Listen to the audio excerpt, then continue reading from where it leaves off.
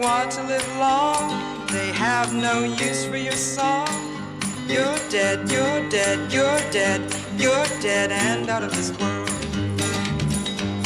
Now your hope and compassion is gone, you've sold out your dream to the world. Stay dead, stay dead, stay dead, you're dead and out of this world.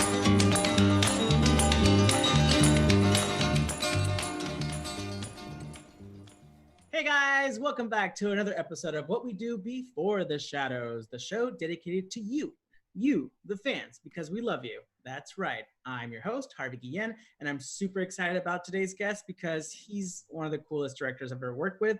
You might love him from other projects, as I'm sure you do. So without further ado, please put your hands together for Kyle Newacheck. Thank you. The applause is so grand right now, but everybody just chill. I'm here to have a good time. What up, Harvey? What up? How are you? I'm good, man. I'm good. Yeah. I'm in my garage. Are you starting a band in the garage? Oh, I have a band. Oh, okay. Did you know that? I didn't, because you didn't tell me until now. So I have a band called Fade Up, Fade Out, Bye Bye. Shameless plug, 5 minutes in, baby. You guys will have a link to the band at the end. Yeah, might as well. We got some good tunage. Well, yeah. We had some fun last season shooting with you. This was the first time we've ever worked together, was season 2. And I really enjoyed it. I don't know, you probably didn't, but I really enjoyed it. I enjoyed working with you, and it was so fun. Come on, man. I enjoyed it. I had a blast. I mean, you know, I was the new kid on set, basically. Yeah, but you like fit right in. Like it was like having like the new kid come to school, but like on the first day of school, we're like, oh yeah, we love him. Like it's like, come, you know, over to our house afterwards, and like my mom's making cookies. It was so nice to be there because quickly I realized, like, you know, it reminded me of doing Workaholics, you know, going back to TV after doing a movie and a funny show, like a legit funny show where you can say whatever you want and, you know, jokes can come from anywhere. There's no taboo topics, really. There's some, but, you know, I felt at home, and you guys did such a I mean, you guys are so amazing, and you did a great job making me feel like I belonged there, even though there's been many incarnations of this project coming from the movie to the season 1 and then season 2. I mean, that was an honor to be there and play with y'all. Yeah, I mean, you came, and I have a yearly Dia de los Muertos party at my place. And I think I just met you like that week, and I was like, you have to come. Like, you have to come. And you did. We have a couple pictures of you and your lovely family. Hey, little Enzo. Oh my gosh, he's gotten so big since then. And then we have another one here. There's the yeah. Kayvon showed up. That's awesome. Yeah, that was an awesome experience. I mean, just to see your face paint was really cool. That was great. It was Dia de los Muertos, and I did vegan Mexican tacos for you guys. That's right. I did Mexican tacos and Mexican, like, everything. It was like a full out, like, I wanted you guys to have the whole Dia de los Muertos experience, which was great, and it was amazing. And we have a video as well. Oh yeah? Oh yeah. Look at Enzo. He was all dressed up like kind of Halloween. He screamed. Man, so he was like 6 months there, I think, or like 8. Oh no, he was almost a year. That's right. He was almost a year. Yeah. Now he's 18 months, something like that. I don't know. I can't keep track. It's crazy. I just couldn't get over his cheeks. Like, they were like the best cheeks. I was just like, oh my God. And hey, Harvey, turns out he's still got them. Lucky duck. Same cheeks. Who'd have thunk? I gotta pay for these. Yeah, that's surgery, bro. Just organic chicken fat into my cheeks every 2 weeks. Blowtox.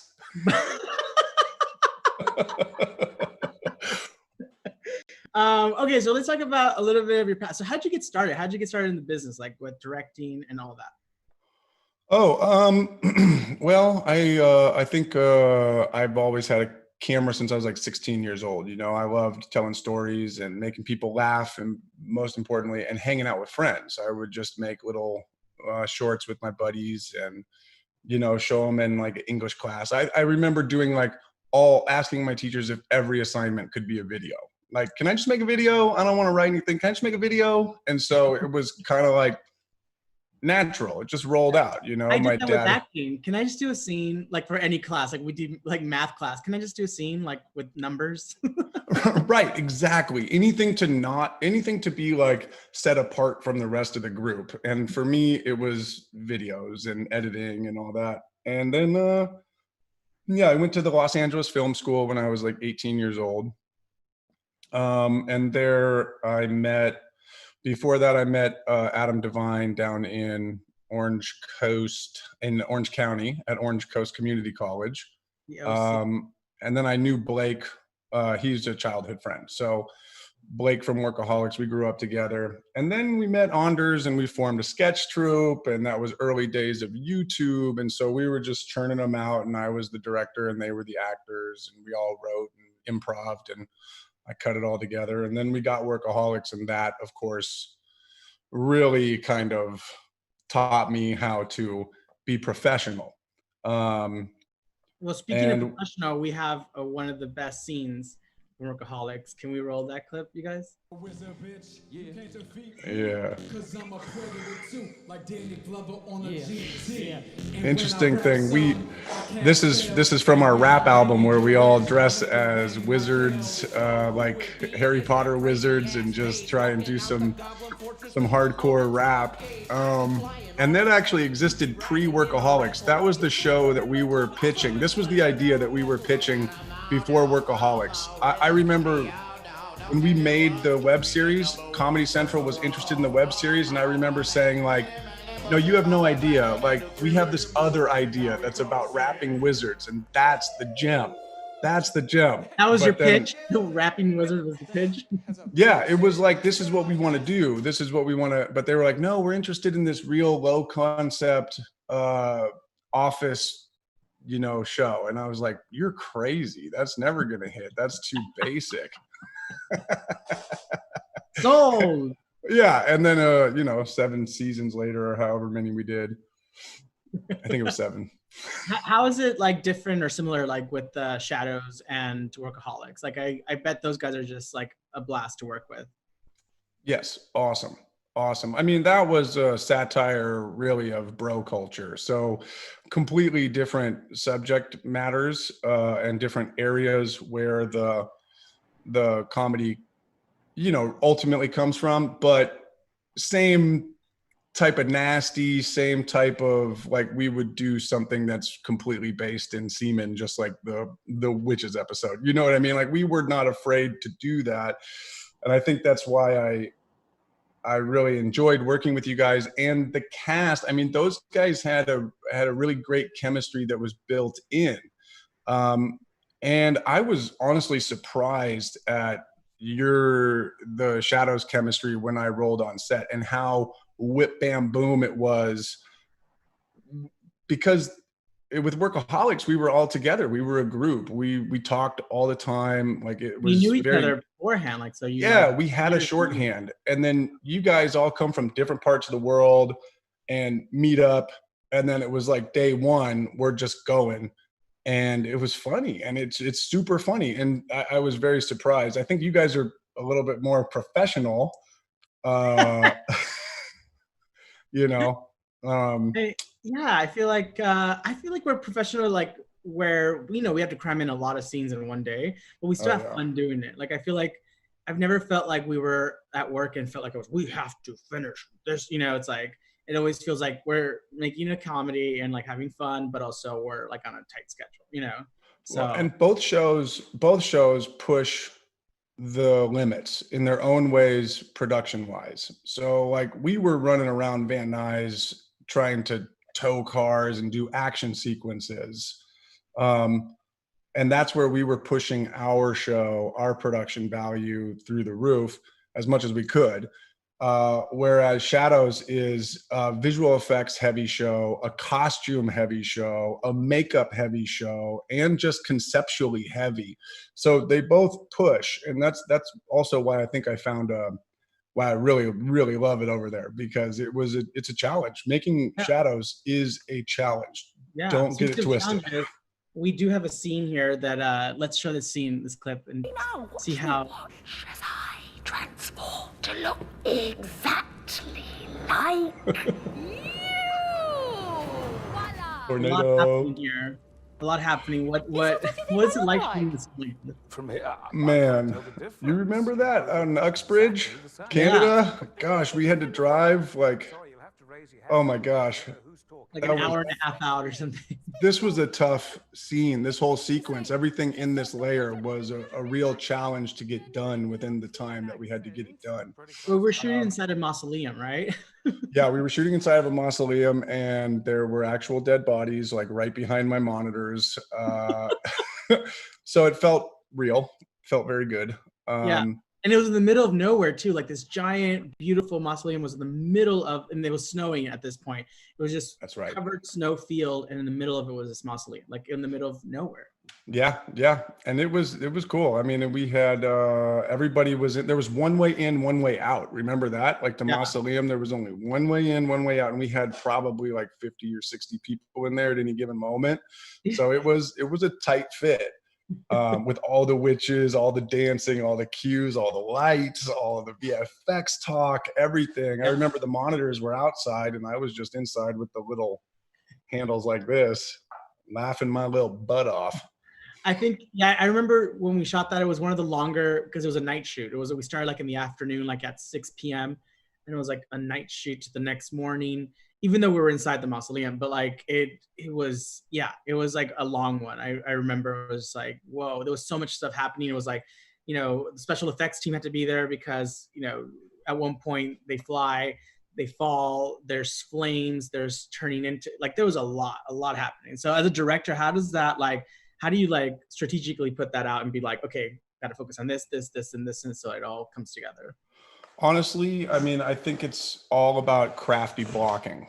It's all about knowing your blocking and where your cameras are and how you're going to shoot it. And then I always try and craft the scene so that there is, a really efficient way of getting it done, especially on shadows because it is documentary style. So you don't have to like do set up here, or set up over here, shot reverse, dolly. It's like, no, you just have to kind of put your cameras in places and figure out where the people are within that. Because the more raw it is, the better it feels, turns out. So with that, it was all about just blocking. It was kind of about, getting people to the right place and then letting actors improvise within the moments. And I remember doing like a 4 or 5 page scene all at once.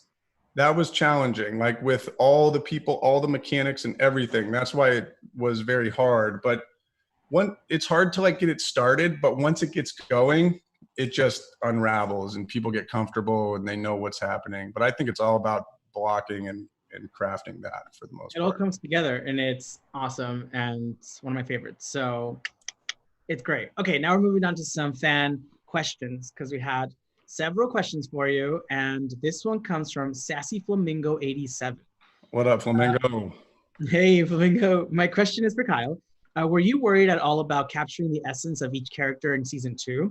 You already had established personalities and directing styles, so were you worried at all about keeping the feel of the show, but at the same time trying something new? By the way, I thought you did great. Oh, thank you, Flamingo. Yes, that was my biggest concern working on this show. Was I was a fan. I am a fan of the movie, and I was a champion of the movie.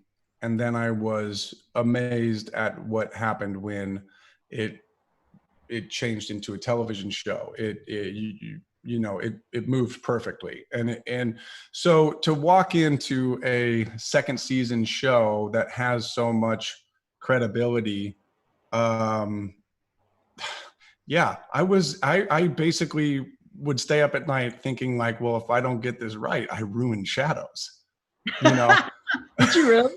I had that type of pressure on me. Yeah, man, because it's like, it's doing so good. And then here I am.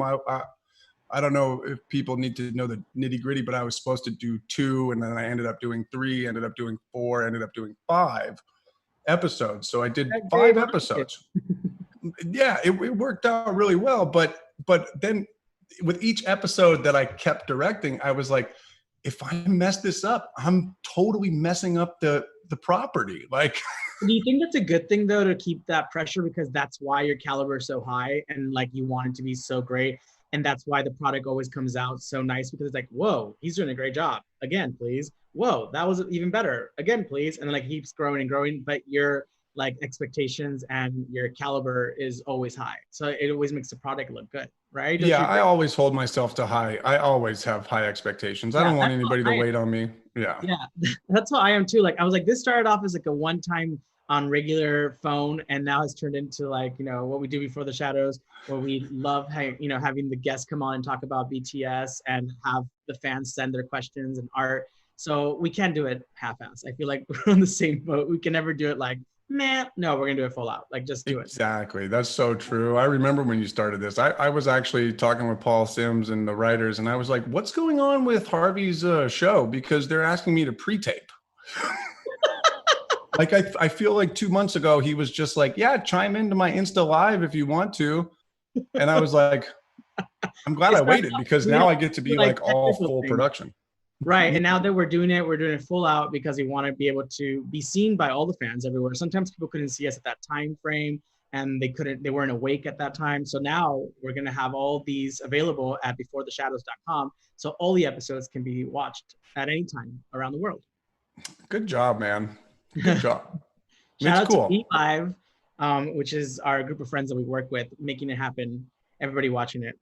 Okay, we have another question here from a fan, and it comes from Beaskers _, and they say, do you guys worry about sticking to the canon materials, or are you allowed some flexibility in what we do in the Shadows universe? Sticking to the what? Canon, like so the original question was, I know for several genre shows and movies there are fans that can quote what is and isn't possible to matter, and what they get pissed off for season reasons, like canon rules are broken. So like in that genre, that canon rule is like, no, vampires don't do that, or witches don't say that.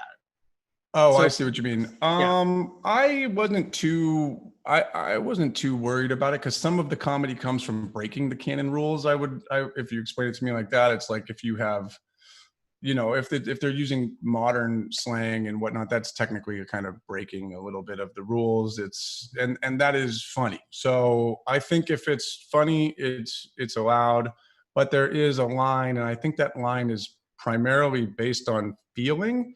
If it feels too forced, or it doesn't feel like the show, like something comes out of left field, I think in the gut, I knew what was up, and we had to kind of tweak it, because when I rolled onto the show, I don't think there still is, I don't think there's a Bible of any kind where it's like, this is what exists in the show, this is what can't exist in the show. I think the Bible that we used was Jemaine for the first season. It's like, check with Jemaine, because like Jemaine knows inside out, like the mirrors for the band, like all that stuff. Like he is very thorough about it. So we always go to Papa Jemaine. Yeah, Jemaine is definitely the one who has the answers. If you're not sure if it fits or not, then Jemaine is the guy who can kind of be like, I don't know about that, but yeah, that'll work. So yeah, he is the ultimate gatekeeper. But there's a lot of rules in place, huh?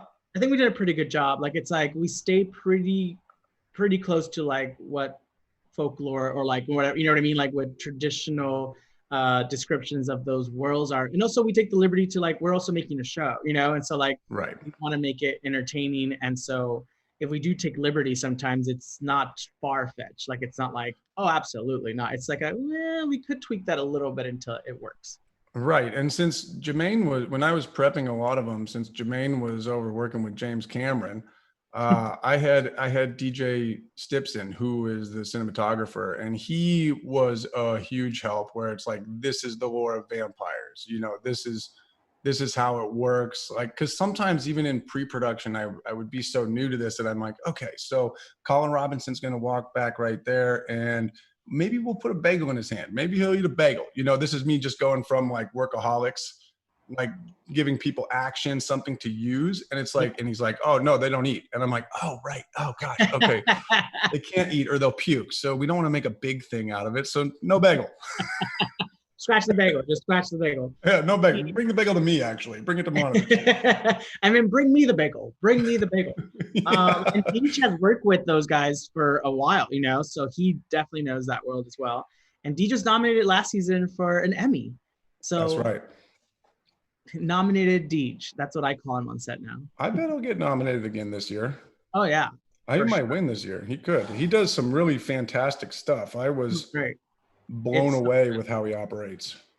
Okay, we're going to play a brand new game with you, and it's called Zoom, Zoom, Zoomed In, Zoom, Zoom, Zoomed In, where we take a still from a project that you've directed and worked on. We zoom into it and see if you can still guess it. Now, if you need help, you can always ask for a hint. So we're going to show you 5 of these. Is So there, here's okay, first- are you, can I just ask if you're including my other guest director work? Like, what is it? Let's It's just go. all work that you've done. Okay, So- all right. So here we go. First one. What is it? Well, that's obviously a tuxedo. There's a white, it could be Sandman's tuxedo. Is that Sandler's tuxedo for a murder mystery? Ding, Huh? ding, ding, ding, it is. Zoom Heyo. out, please. It's Murder Mystery. Oh, that was his hand. I thought it was a pink flower. I was like, I know. Okay, there's murder mystery. Yeah, that's There it. you go. Good job. There's Jennifer Aniston. Look at Sandman and Jen. Look at those two. Look at Gosh, us. really. All right, trying to let's go on to solve the murder. next one. Zoom, zoom, zoomed in. What is it? It's another pocket. I'll tell you that much. There's no way I would ever get this. You have a hint on this one? Yes, I'll give you one word. Hostage. Hostage. Mhm. So it's game over, man. Yeah, that's it. And that's, yeah. Oh, it's Durz's pocket. I got it. I never noticed he Over, had man. something in Zoom, there. zoom, zoomed in, zoom, zoom, zoomed in. All right, here's the next one. Dang, I forgot I made that movie. This is it looks like a table read banner, to tell you the truth. Doesn't that look like a table read on the table? But what is it? Oh, that might be that's Workaholics, I would imagine. That's Alice. That's Alice. That's Is that your E final from answer? the, huh? Yeah, that's it. Let's zoom out because it's dun, dun, dun, dun, dun, dun, dun, dun, dun, dun, Oh, dun, dun, dun, soda dun. tax. Look at how ridiculous that is. 128 ounce. You didn't get that one because that one was hard. That was really zoomed in. Man, All right. I thought that was Alice, not Nope. Gosh, look at them. Okay. Zoom, zoom, zoom, zoom, zoomed in, zoom, zoom. Next one, please. We don't have a budget for songs, so I have to do my recording. Pizza suit. Some kind of a pizza suit. It's a pepperoni pizza. That makes a difference. That's the only thing that I can tell about that. That's a pepperoni pizza. I don't know if that's like, okay, give me a clue. I didn't take a clue on the last one. Ooh. Their clue for this one is Office. Office? Well, I'm going to say Workaholics. That's right. But what's the pizza of it all? Oh, it's at the house. Did you know that we lived in that house? You told me. Yeah. Down that hall to the left, I lived for about 4 years. Now it's part of history. Yeah. Bango. Zoom, zoomed in, zoom, zoom, zoom, zoom. All right, the last one. Here we go. Zoom, Oh, I zoom. hope I get it. I hope I get it. God, I hope I get it. I hope I get it. How many zooms does he need? Exit. Exit. The future is NAR. Workaholics. The Office. Is that your final answer? Give me a hint. No, I'm not going to go without a hint. Secret meeting.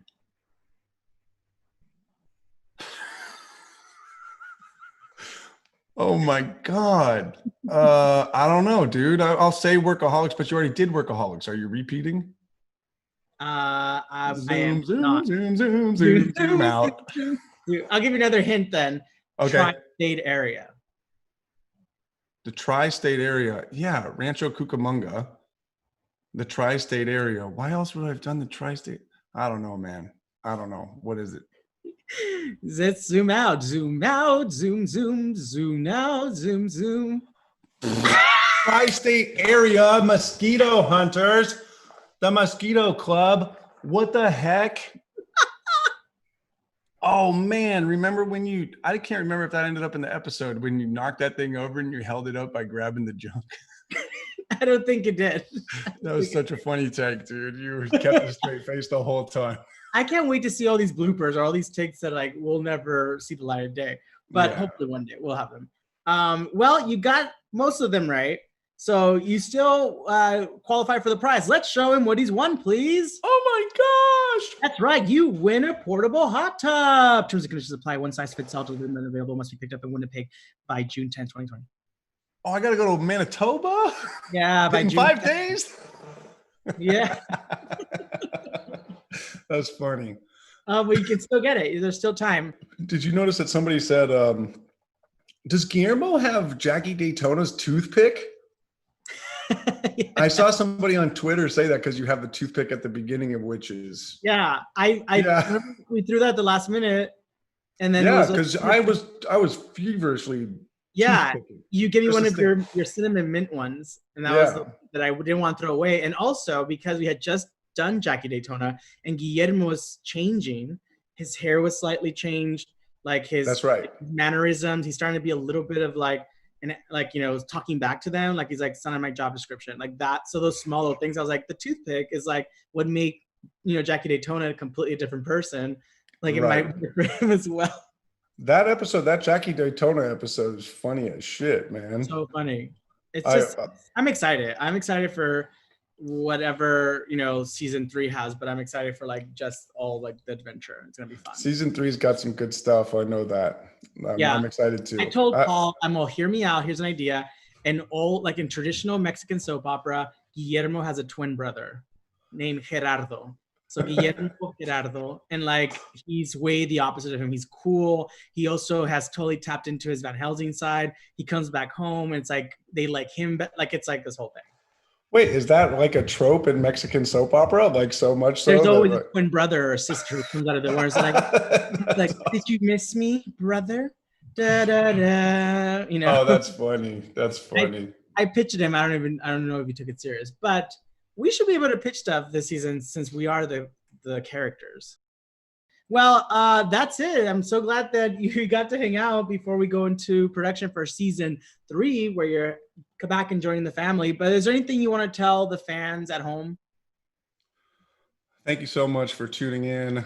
Thank you. I really want to thank Flamingo for letting me know. 87, sassy. Yeah, I want to thank Flamingo 87 for really reassuring my confidence and letting me know that I did a good job, because the verdict was still out.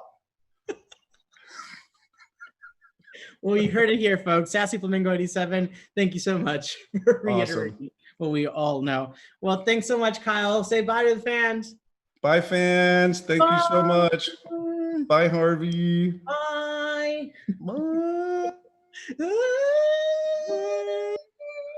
Oh man, I can't wait till we can hang out in real life again.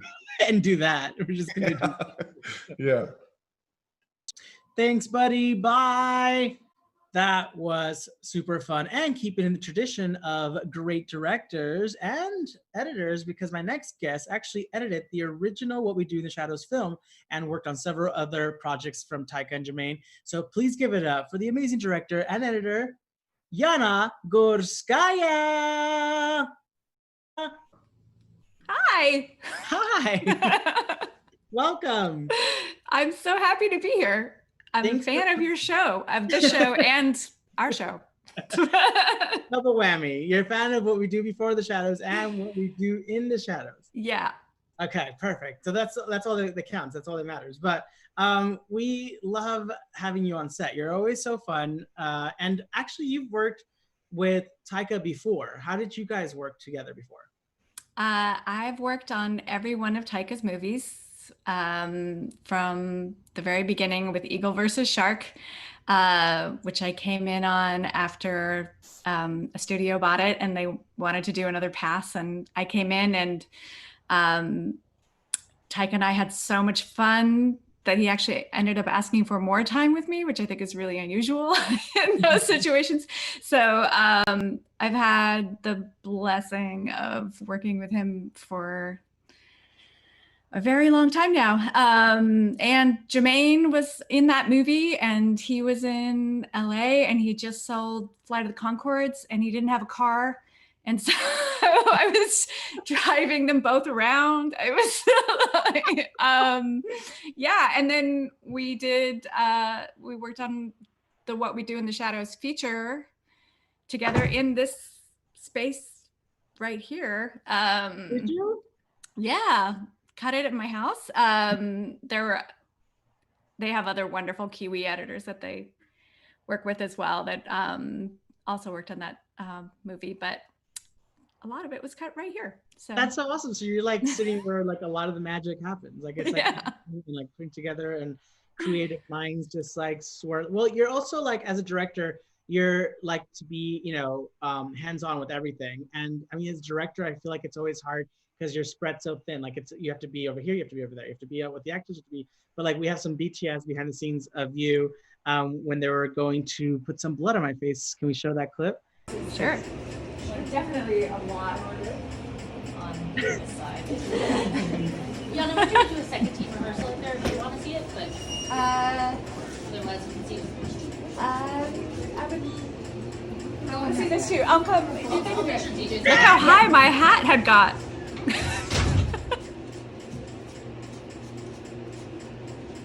I love that you said, I want to see that, but I want to see this too. And so, The blood is important. Like it has to be believable. It mattered. no, totally. Like you're like, no, I want to see that, but I also want to see this. So I mean, I love that. It's like, what has it been like directing on the show? It's crazy because, I edited the show last season and I felt like I knew you all and I walked in and I felt like you were old friends and you all looked at me with completely blank expressions. I don't remember that you came up and you're like, Herb, like it's like, because you see people on TV and stuff and you're like, I know that person because you see them every week, or in your case you saw us in the editing room every day, for hours. Yeah. So you like old friends, and I've seen that happen a couple of times where people come up, they're like, you don't know me, but I work for, or I'm at FX or I'm over here and I see your face every day at work or something. Yeah. So that's like, oh, so then we do know each other. Like we know. That yeah. experience with directing. And then I came in and everybody was like, why did you cut this piece out? so like I expected, it was not what I expected, but then everybody warmed up and it was a blast. It was a total blast. And it's some like amazing stuff. We have a clip of when you worked on What We Do in the Shadows, the movie. We have a clip of that. Nervous. I've hypnotized those cops. I'm not a great hypnotizer, so I could wear off any second. I really hope that those guys don't kill those police because it'll mean more police will come, possibly even Christians, which is totally the last thing we need in this house. Obviously, end of the day, How hard we've got to keep was the it pace, to okay? film? Oh, well, the film had no script. Well, it had a script, but they didn't show it to any of the actors. So it was all improv. They were coming up with things on the fly all that time. That interview you just saw with Tycho talking about the cops, they actually picked up after because we felt like we needed it when we were going through. That was a pickup? It was a pickup. And so there was just so many hours of improv, and there's probably 900 versions of that movie that you could make out of all of that material. Wow. So threading the story, it was super fun. How many hours do you think of footage was all together? Like, I mean, with with the liberty of improvising on a show or a movie is that you will have hours and hours of extra footage that you'll never need, and you'll never see, well, sadly won't see the light of day because some of it is really great. that must be hard, because it's like sometimes editing something and you think this is the best version of this scene, and then at the last minute it's like it's running too long, or it's running whatever, and you have to edit, and it's like, no, a lot of great stuff will never be seen, but no one will know that. The audience would never know what they're missing because it's never presented, right? So yeah, unfortunately, but because it's in your heart, you're like, no. It's painful. Sometimes it's really, really painful. But things usually they get funnier when they get boiled down, but that's not always true. And that's when it really hurts. And it also takes a team, during this whole time, you guys have been editing the team. Of a picture of the editing team right here. Yay! There they are. Awesome. Oh, wait. Yep, Varun's in it. Okay, good. He's at the bottom there.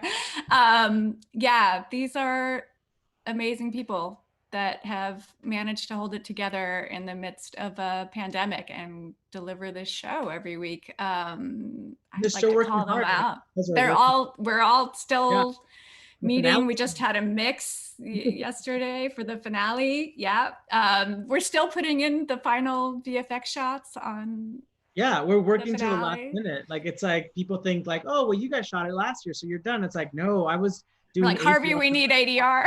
Yeah, I did ADR in my closet, and I did that it was supposed to be up in the air like in 48 hours, and I did and then send it, and they put it in, and then I saw the episode on TV, and I was like, no one will ever know that one little line was done in my closet. Yeah, it's been nuts. Like, we all packed up our machines and went home and figured out how to keep making this show. And that team is the best. It's like it's like perseverance, and it's like we keep going, like we find a way, and it's like this whole thing is happening, but we're still bringing that like entertainment to the world, and we're gonna do it. We're gonna show you this project. We're gonna do it. And also this season, you got to direct one of my favorite episodes, and I'm always amazed where we take the direction with my character and Kayvon's character.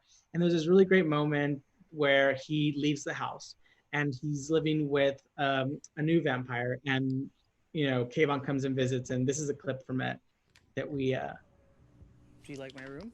I hate that we had to chop this down. Very nice. Oh, you did? It's so much shorter than it was, and it was so good. This was one of those really painful ones. And actually, the editors on this episode were Antonia DeBarros and Dane McMaster, who were phenomenal. Antonia's one of our assistant editors, and she got a bump on this episode, and she's not going to be an assistant editor for very long. You guys were so funny. Sorry, I keep talking. We should just watch talk over it. There was this whole scene after where you're up on top and you keep fighting. Yes, I'm exiting the room. And you're talking about Shake Shack. Yeah. And it was so funny. And it killed me. Oh, and that's when I call him by his first name for the first time. And it was moment. Massive and great, and it looked beautiful because it was up in that space, and we didn't have time. It just was too long. We forget sometimes when we're shooting the show that it's it's like a 26-minute show, really, and that's being generous, and like there's a lot to cram in like that time, but we shot it and it looks great, and I love the way it came out. I know we had more footage of that in that scene, but I love the way. Sorry, go ahead. Okay, go ahead. I love the way it came out. I'm really, really proud of that. You were amazing to work with. That was the episode also where we did a take earlier where he leaves the house, and it wasn't scripted, but I end up crying as I leave, and you came up to me like, oh, what a wonderful moment to have, and was like, and I'm like crying. I'm like, what? You're like, what a wonderful moment to have, and it was captured. And I was like, you're right, because I just felt in that moment so defeated as Guillermo that it was like inevitable. Like, it was just exiting, and it was just like, this is terrible. Like, it's 10 years of service so easily dismissed, and like no one wants to feel that. No one should ever feel like they're, you know, replaceable so quickly. Yeah. But it happened. I remember it was like towards the end of us shooting that, and I took you aside and I said, on this one, just let it hit you like it's the end of something real and massive. And you went in there and like tears, you know, people have asked me actually if that was the effect, because it was so perfecally timed, the way the tear comes down your face. And I was like, no, that was all Harvey. He was in it, like unbelievable, blew me away. It was one of my favorite moments because we show his vulnerability, and like at the end of the day, Guillermo's human, you know, and these are human emotions. People are going to cry, people are going to be upset and angry and all those things that go along with relationships sometimes, you know. And it's just like, it was such a nice moment. So I love that episode. So thanks for directing. Me too. Thank you. Well, thank you for having me. We have tons of questions for you from fans, and are you ready? Because there's so many. I'll try. So. Well, let's start with this one. This one comes from Ket Shawak, and they ask, if you had to choose which episode that you've directed or edited, which one is your favorite and why? I know it's a tough one. They're all wonderful, and it's like picking your favorite kid. As an editor, that might be easier. I think my favorite editing episode was Werewolves, just because the action of that, and then to have the Evie Colin storyline on the side, they were so great. As a director, they're both beautiful. They're twins. I'm not picking. No way. I love them all. Good answer though. Okay, this one comes from Apple_Moss, and they ask, has audience / critic response to the first season affected the direction and production of the episodes in the second season? I don't know, but I feel like in general, when we came in for the second season, that you all just were looking at it editorially, that you all knew who you were and knew the dynamic and were so sure of yourselves in the second season. Not that you weren't in the first season, but we were still finding it. You know, like we were still figuring out finding your, you know, who they are and what the dynamics are. And then when on the second season, from the very first episode, all of that was nailed down. And so it seemed like it created a little space for you guys to play and riff on. It's nice when you come in and like, you know, I always think about like, I never had that chemistry with Kayvon, but I have never met someone that I've had so much great bouncing off of, you know. And it's just like, wow, that could have gone terribly wrong. Like, you know, you could have gotten some, this isn't working, like we're not, like, you know. But man, like, it's like sometimes I'm just like, I knock on wood, pinch myself, like how lucky we are to work with people who everything just meshes so well, you know, chemistry wise on the show. It's just like perfect, which makes it, I guess, easier and harder for people who are directing and editing, because then it's a lot of good stuff, you know. Yeah, there's too much good stuff. Yeah, I guess it's good. That kind of leads on to this other question from Neon and Dinosaurs, and they ask this for both of us, I guess. Are there any jokes or gags that didn't make it into the final cut but you wish had been included? So many. So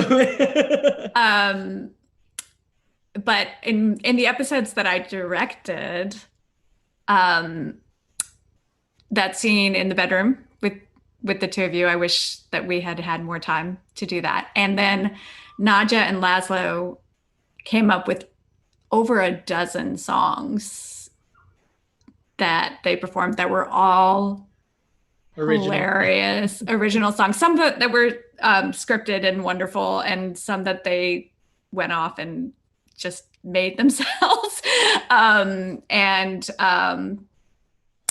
Matt did all the music for those, and someday we just need to release the full compilation because it's amazing. With all of those, and people can buy them, just the vinyl, and put it, you know, put the record on, and you can hear all the original songs. And then in On the Run, in my Mark Hamill episode, he had this great improv run about the floater in the bathroom. that they fought about after we burned down the bar. that was really I really loved and hurt me to take out.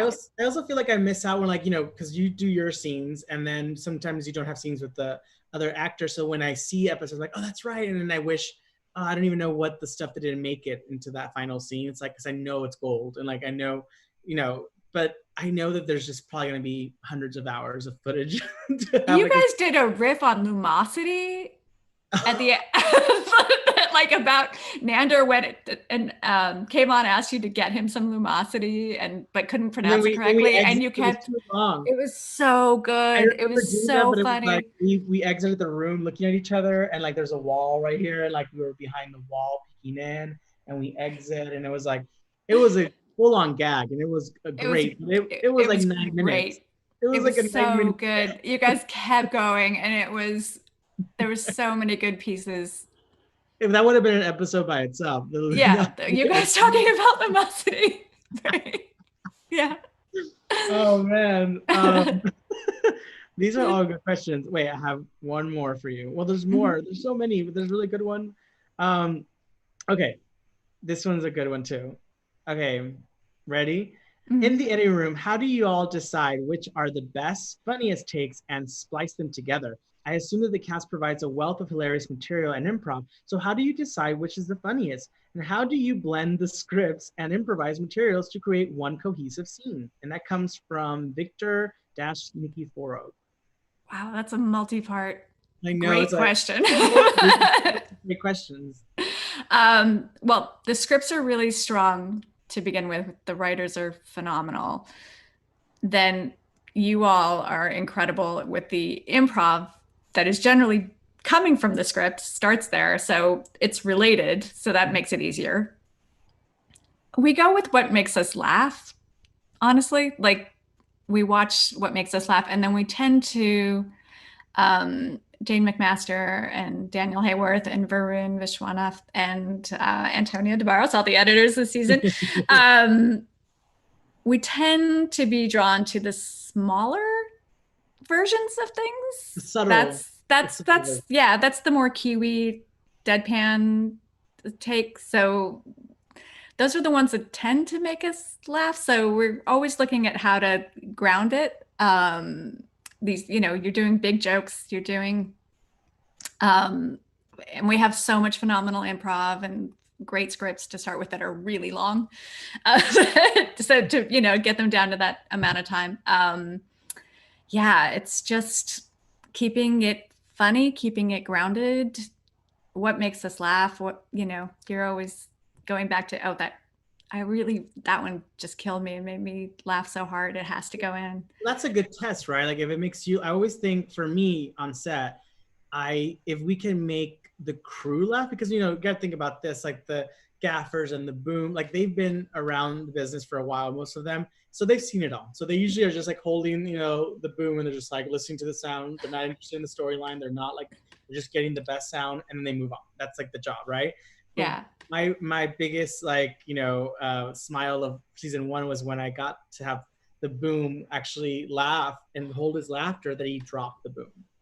Because he was so. Wait, when was that? Which take was that? I must have watched that in dailies. So hard, and he was covering his face, but he was listening to the joke, and it was dead silent. Like, you know, it's a quiet scene, and it's like it's just it was as a confessional, like it was the, you know, when it's one-on-one with the camera, and so he was just laughing, and he couldn't resist it, and like the take wasn't usable, but it was the best thing ever because I was like, that was good. That means that this is good, and if he's laughing, the audience. Wait, was it when you were talking about Panera?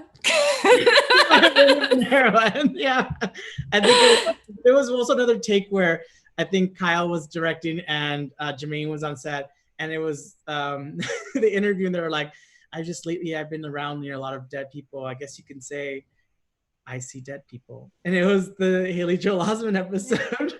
And then I just hear Jemaine and, you know, Video Village go and just like laugh. And like, way to go, Jemaine.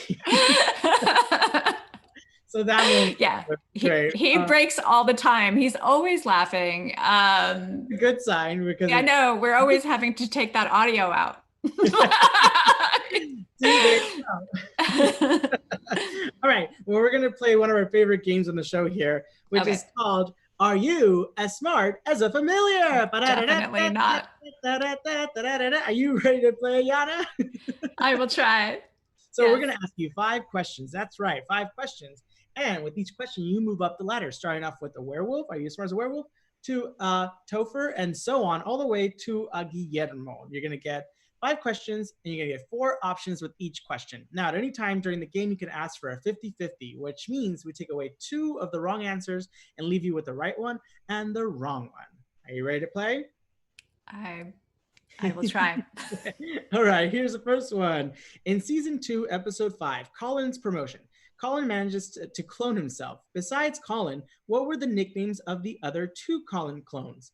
Is it Seaman and the Dude Man, Seaman and the Collinator, Sea Dog and Seaman, or the Collinator and Colin 2? Seaman and the Collinator. Answer B.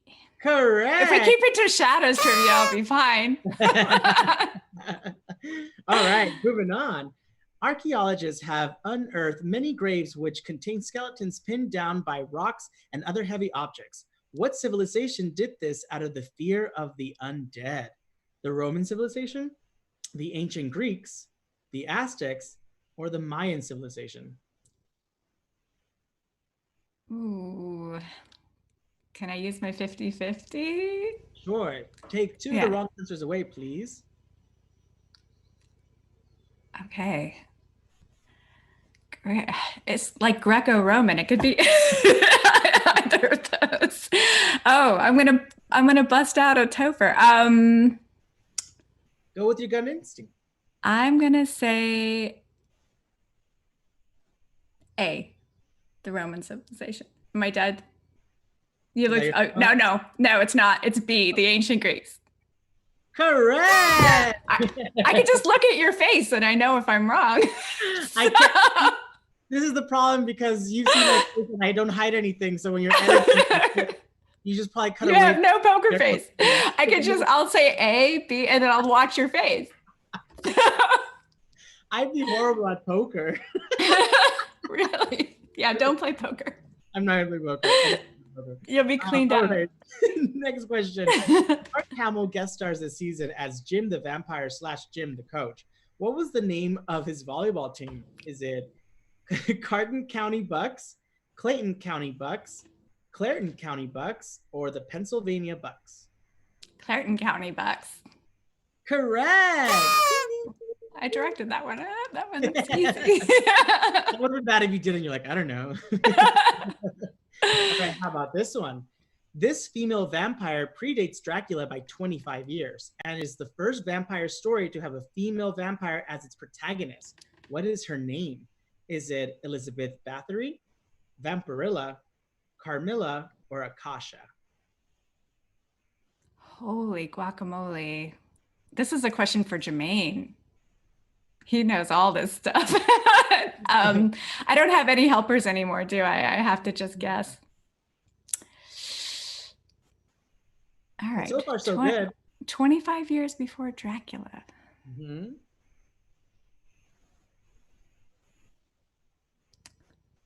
I'm going to say C, Carmilla.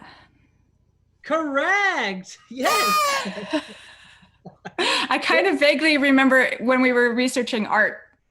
Oh, really? Coming across that. You've been training for this your whole life. No.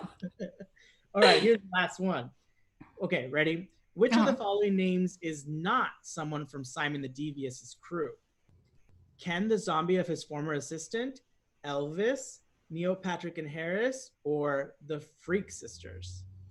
A, Ken, the zombie of his former assistant. It's his former accountant. Ooh, it was a trick question and you got it. Congratulations.